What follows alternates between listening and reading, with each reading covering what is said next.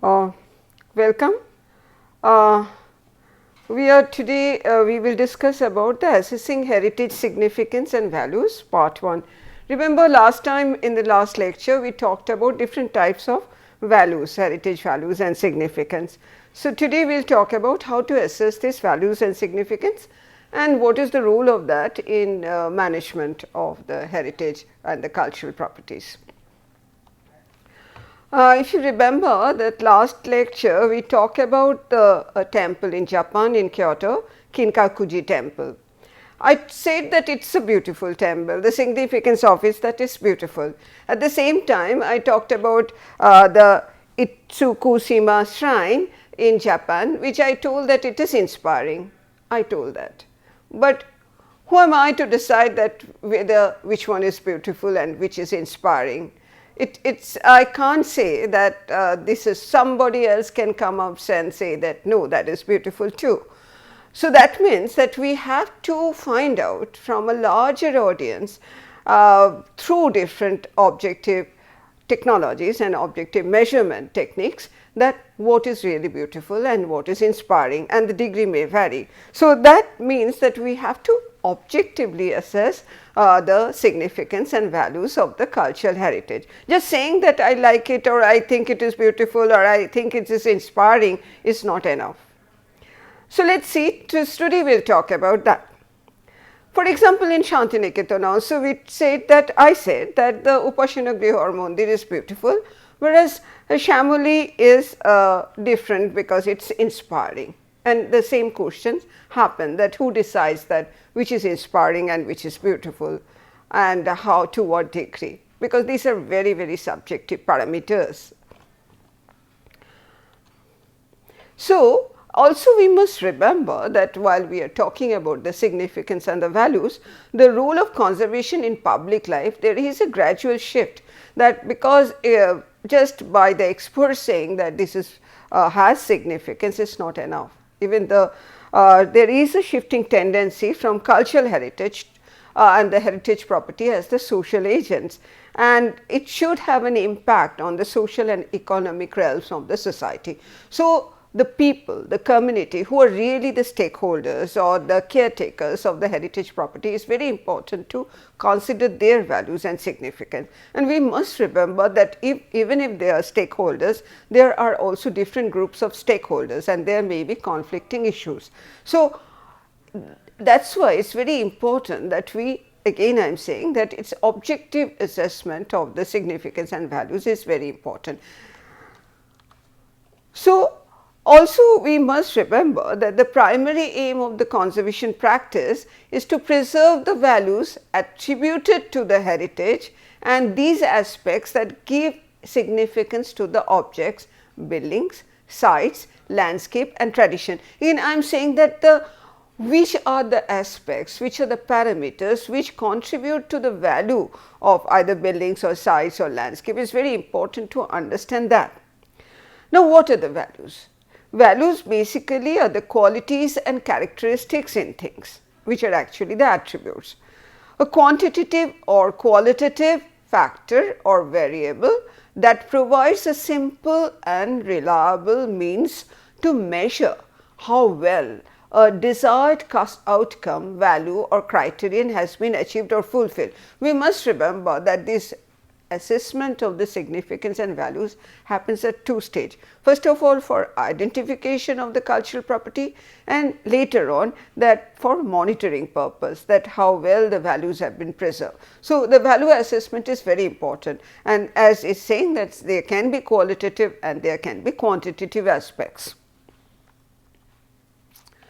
So, that means if we have to go for objective assessment, not being totally subjective, we have to develop instruments for assessing the values and or performance of the conservation actions of complex assets such as structures, urban sites, cultural territories, landscape and collections of many types of objects, because there are very varied types of object and the scale also changes. So, we must understand that what are these instruments. So, let us talk about some of this. So, first of all, there is a task and there are certain things which are called tool. What are the tasks? The tasks are first of all identification, and this identification of the typology of the values, we have talked about different types of values and significance. It also should happen through the stakeholders consultation. That is very, very important, and that is what at the present, that is a very important role the community plays in that identification of the typology and the values and significance, along with the experts, of course. Now, after the identification of these different types of values and significance of different types of properties and cultural properties and heritage properties or sites and areas, we also have to find out that what are the tasks. The task is elicitation and elaboration of the, and there are many cultural and economic tools and methods to do that. Following that, what is done is that, though I have said that it has to be objective, but it is not always possible to like quantitatively say this is number 5 or this has got 8 out of 10 or 9 out of 10. Actually, it does not mean much. So, what is very important in case of the cultural sites, and it is to prepare a statement of significance, and that is absolutely important.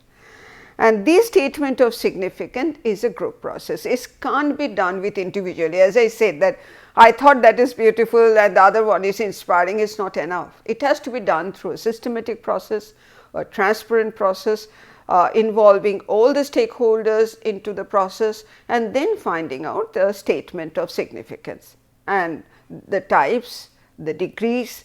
The degrees, as I say, that it cannot be always quantitative. So, there are ways of saying that high, very high, moderate, another thing, but as I say that it has to be through a consultative process, and there has to be a sort of a very transparent process to see that what is there. So, that is there are various tools and techniques available. Now, what comes out of that is integration of the assessment and establishing a policy correlation between the values and the physical significance. Now, as I said that conservation is actually a process. What we see there as a structure, that is the product, but we must understand that it has gone through a process, and this process is very important, and the values are actually intangible aspects, and the physical objects, the structure or size and other, they embody those sort of intangible aspects, and that is where we have to understand the multiple types of value and view through the different people or different types of stakeholders. So, this brings us into two very important aspects. One is the physical condition assessment, because we are talking about structures which probably have been there through ages, through centuries, or sometimes it may be relatively new, but we have to understand the physical condition assessment of these structures. And then followed by that is also very important is the management context assessment, because it is not only important to know the value and prepare the statement of significance, also what is important is to understand that how it will be managed for posterity, for future generation and also for the present time. So, these two actually should be integrated, which we call the assessment of significance and establishing a policy correlationship. So, that means there has to be the indicators. That indicators, what is the indicators to? The one is the aims of conservation. We must through the indicators actually they dictate what is the aims of conservation, or vice versa. The aims of conservation are decided by the indicators. And also interrelated aspect is the values linked to the cultural heritage that we are trying to protect. So, these aims of conservation, the values linked to the cultural heritage that we are trying to protect, and the indicators, they actually are interrelated and one depends on the other. So, we must understand this aspect or this interrelationship. Let us take one example. We have talked about Shamoli and Shantiniketan, okay, which I said is an adobe structure. Now, at the moment, if one goes to Shantiniketan, they will see that it is covered under a tarpaulin. Why? Because yes, Archaeological Survey of India is doing for 2 or 3 years, it is doing the restoration of that, and it is an adobe structure. So, it is actually liable to be get washed away by the rain, because when Rabindranath Tagore sort of designed it, he sort of thought it as an adobe structure. Over the years, and he actually, there is a writing that where he said that it's not supposed to be a permanent structure, it will dissolve over the time, but over the years it has attributed, it has got some other values which we will discuss, and people want to preserve it. Now, preserving it means that what do we do? How do you preserve the adobe structure, the roof and other things? And also over the years there have been some sort of repair works which have been carried out on that site. So, at the moment, because there is a lot of controversy and people are taking time, they are cautious, and so it is covered with the tarpaulin to protect it from the rainwater. Now, let us see, while we talked about this, we must understand what is the value. It is possible, there are so many approaches, it is possible that it can be covered, it can eternally be covered like that, or it can be covered, or the roof can replace, the adobe structure sort of can be replaced with some other permanent material. So, there are various ways of doing it, various approaches. Now, let us see what are the values, because as I said, the values actually decides what should be the management technique. Now, Tagore has really one value is that Tagore has experimented whether a permanent mud roof could be built instead of the fireproof and the then common thatch roof, because he was actually getting inspiration from the tribal huts and he wanted to experiment with that. So, it was a product which shows his experimentation with the adobe structure. At the same time, it is also the place where Tagore's summer retreat, he actually has adopted a lot of sustainable things, because the walls, within the walls are hollow pitchers which keep the place cool, there is a vacuum, and it is what is a very, very good technique to keep the inside cool. And also, as I say, this is an association with Tagore, and also Mahatma Gandhi had stayed with his wife twice when he visited that. So, that means that the value of that, if we try to do, one is the association, because it is association with Tagore, and also association with Mahatma Gandhi, and association because it is an example of an architectural or construction technique. So, these are the values of that. Its association is not only because it is a Tagore summer retreat or Mahatma Gandhi, it is also association because artist of Shantiniketan under Gurudev's guidance also had done a lot of relief work and artwork on his wall. So, there is an association with those artists also. So, we can say that if you talk about values of Chamoli, one is association, then the other is the architecture, aesthetics definitely, because though he got his inspiration from the tribal structure, but it is very unique, it's very different, it has got the remarkable contribution of Tagore's thought and aesthetic ideas, and because he has taken the inspiration, as you can see, from Ajanta Ellora and our classical architecture, and also because it is a history, and there can be some more values attributed to this structure. Then when we sort of assess these values, then actually these actually decide that what should be the way to preserve that. Should we really cover it to protect, to keep the original fabric, or should we replace that with other type of structure, because if you replace that with a other type of permanent modern material, that will actually intervene with Gurudev's idea of the adobe structure and his experimentation, because the value is the experimentation. And also we must understand another thing. The cultural significance of each place or site is constantly being reformulated due to the changing nature of the values. For example, Chamoli, when Gurudev built it, he had some other idea for building or experimenting this house, but over the years it has changed, and we can see from some of the old photographs that this window is there, which is actually has changed, and now some windows have been rebuilt, some doors have been rebuilt, they have been replaced and other things. So, there have been some sort of a minor changing. Now, the question comes, because it has been changing, so to which date, if we want to sort of repair it, to which day we should take it back. And there lies a very, very controversial issue and a very challenging issue, that when we are talking about the history of a structure, we must recognize that history means that it has spanned over a different periods, and we can't go back to only one particular time or date. We must respect all periods of history, and we have to see. So, these are great decision or very challenging decision which has to be taken while restoring or preserving a structure. Now, so what we have seen in Chamonix is the multiple types of value, and then that actually is decides that how it should be managed, and the aim, indicators and the management are interrelated to each other. Now, let us talk about that. We talked about that this structure, that evaluation of the parameters and the criteria, the values the structural stakeholders confer, the values also we have established by this time that it's a multidimensional and multi-objective. So, it's actually multiple criteria which is difficult to capture with a single index. And also we must understand the types of indicators, some are quantifiable, some are objective and some are standardized. So, with these type of multiple criteria and complex situation, we must decide that what should be done to the structures.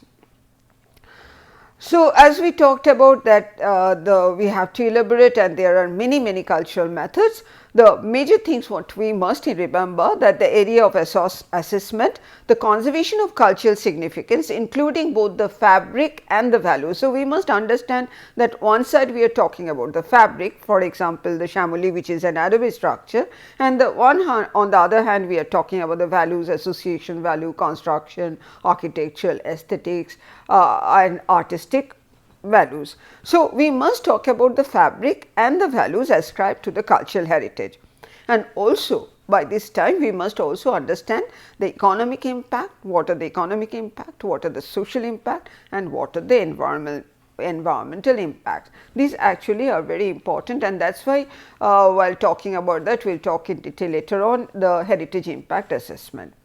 Now, each of these areas requires different indicators and methodologies for assessment.